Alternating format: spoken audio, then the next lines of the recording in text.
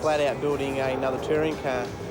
We're about a week away from getting that completed, and at the meantime we're flat out trying to chase money to race. So in a week's time we should have a car ready to race, and we're just trying to find the money to do it. So we're hopefully we'll get to Hidden Valley or maybe Sandown if we can get the funds.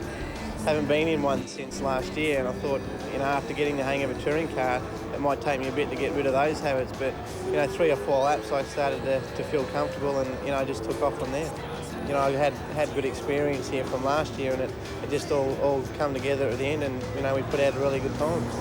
Todd Kelly will start race 1 from pole position, almost 2.5 seconds quicker than Simon Wills, Staff, Halliday, Breed, Macro, Crampton and Oakshott. Sam Astute, Chas Jacobson, Chris Hocking, Ian Peters. Quality field of Formula Holdens at Phillip Island this afternoon. A lot of excitement about the return of this guy, last year's Rookie of the Year. Green lights, away we go.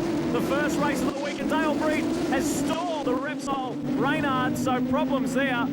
More than likely some mechanical problems. You don't see these guys stall these machines all too often. Tell you what, he was lucky there. He didn't get collected by the field coming through behind him. He's a very lucky man. It puts him right to the back of the field. He won't be going any further. But this man, Todd Kelly, sensation in qualifying, and he's continuing that form in the race. Brendan Ramsey bringing the number 9 Reynard from the rear, or close to the rear of the field. Kelly was simply amazing in qualifying. He set his time on lap 3. Some of the field did as many as 18 laps, and we've got one. That's Matthew Halliday spinning at Honda. Oh dear, cold tyres, maybe a little bit ambitious on the power coming into Honda. So that's a really costly mistake for Matthew Halliday, chasing this championship hard. Well, on the opening lap, already quite a big gap there. There's Adam Macro slicing through, up and over Lukey Heights. Here's a replay of the Halliday incident. Yeah, under brakes coming into Honda, just back came around on him, put it out on the grass. Pretty harmless spin, but it's put him right to the back of the field. Big disappointment for the young Kiwi. Yeah, he's been a real standout this year for being brought over by Graham Watson. He has been very spectacular to watch. So is Todd Kelly, who has already increased the margin over Simon Wills. We're saying earlier in qualifying, Mark, that Todd actually had a crash after he set that quickest time on lap 3. Some of the other competitors did 15, 16, 17 laps.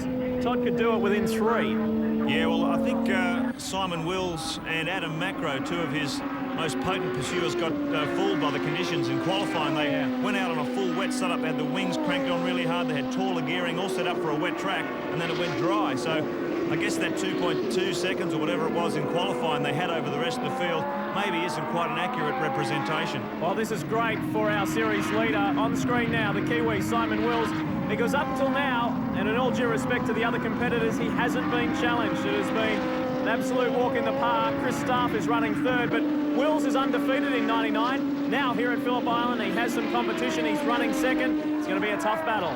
Yeah, and a tough season for some of these competitors, particularly young Brenton Ramsey driving for the Barana team. He's had a dreadful start to season 99. Hopefully things will pick up before the end of the year. The season so far for me has been an absolute shocker. I don't think I've ever had this sort of a start to any sort of racing season that I've done before. So the guys have been working extra hard to try and get the car together, but we still seem to have some problems with, in particular, some little gearbox gremlins. So hopefully we can put those aside at Phillip Island and post a finish in both of the races. Well, Barana Engineering always turn out magnificent cars, so Brendan knows that he's got the equipment. We were talking to him earlier as he makes a move on Akihiro Asai, trying up the inside. We now go on board with last year's Formula 4 champ, Adam Macro. Down into the southern loop, turn 2. Big sweeping left-hander. It's just interesting looking at his dashboard there. It doesn't look like any of his electronic instruments are working. So he's been plagued by a few electrical problems throughout qualifying. Looks like it's continuing in the race. Yeah, he's doing it tough. Very fast section of the Phillip Island circuit, right down to one of 2 very slow points. Whoa! Sam Astute. Dear, oh dear, he made a great start. He was right back in qualifying. So he shot right up to the grid. He was having a great run there, but a lose on Honda corner is going to cost him dearly. No lose for this guy, though. Todd Kelly, look at the margin. In the background, he is just walking away from Simon Wills. There's a battle further back between Brendan Ramsey and Akihiro Asai. Akahiro had some problems in qualifying too. He had a bit of a disagreement with the officials. They moved him to the back of the grid. And that's really been a very hard work for the young Japanese driver. He's fighting his way up through the field, but on a track as long and as fast as this, that's a very hard handicap to overcome. Ramsey pulling out of the draft. Now he's got the inside run for turn 1. The Adelaide driver has got there. Yes, he has. Nice move, Brendan Ramsey. So both these drivers coming from toward the rear of field, working their way through. Yeah, he really has been cursed, hasn't he, Brenton, when you talk about the quality of preparation of the Barana racing cars. He had a gearbox problem yesterday. He had a wheel come off the car at Eastern Creek. He's had a number of mechanical problems which haven't affected Simon Will's car, so he really just must have run over a black cat or something. Under brakes for Honda corner. And just looping it around the Babcock and Brown machine. Craig Bastian narrowly avoids contact, so a simple spin there at Honda. He shakes his head. He knows that was his mistake as we pick up Simon Wills. This is your second place car at the moment as we look down the main straight at Phillip Island. It's Craig Lowndes looking on. Craig, of course, had some experience in Formula 3000 racing in Europe, cars very similar to these, but he's never actually raced a Formula Holden. Meanwhile, we go back on board with Adam Macro. And you can see he's still struggling. Those instruments aren't working. These drivers rely very much on the engine revolutions and other important information they can get from that dashboard. So he's flying blind, so to speak. Coming up on Mark Ellis, the inside run out of turn 2. And we go back to our race leader, Todd Kelly, in the car owned by Kevin Murphy, Greg's father, and it prepared by John Porter, the engineer.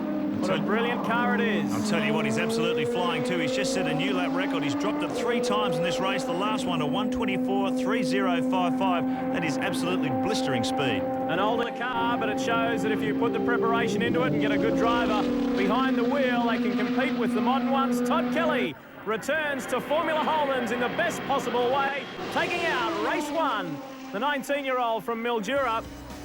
From pole position, a new lap record and a race win. You couldn't ask for it to be any better. Simon Wills in for second. The Kiwi staff in third. Macro, Ramsey, Asai, Halliday.